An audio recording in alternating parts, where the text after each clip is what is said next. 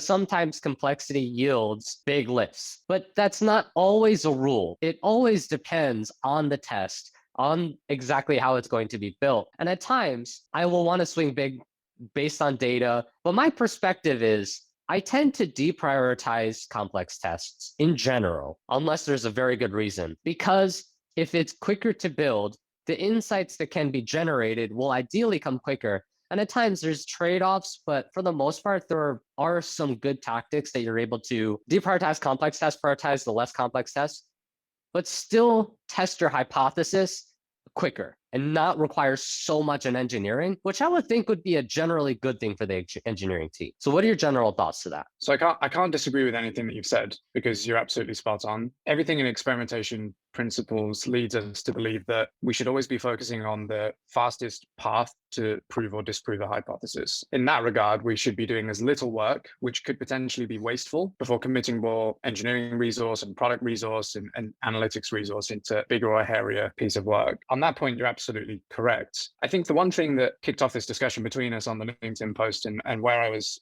coming from is that complexity for us means more than just the number of lines of code that are actually being written by engineers. Complexity can also include how difficult is it to get the data that you need to measure against that particular outcome or hypothesis that you're proving or disproving. In some instances, experiments become complex because you're asking a really difficult question and your hypothesis can be based on metrics that you as a business might not typically be geared up to collect.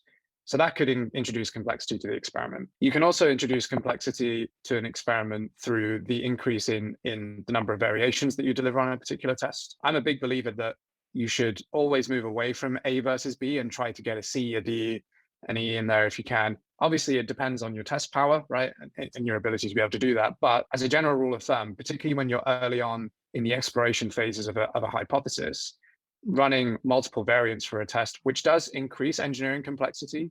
No matter which way that you look at it, you've still got, in a server-side world, you've got engineers writing more variants and coded variants. In a client-side world, you've got more declarations in your WYSIWYG editor and moving things around.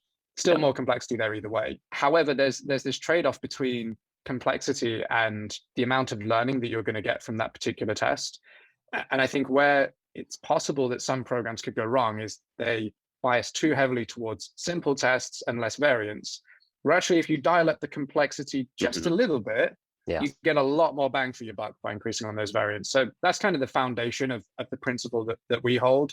And I always try to encourage the teams that we have to think outside of the box. Okay, you've come up with an A versus B. What other solutions could exist that might yield to new insights and new learnings for our business that we might not have conceptualized before?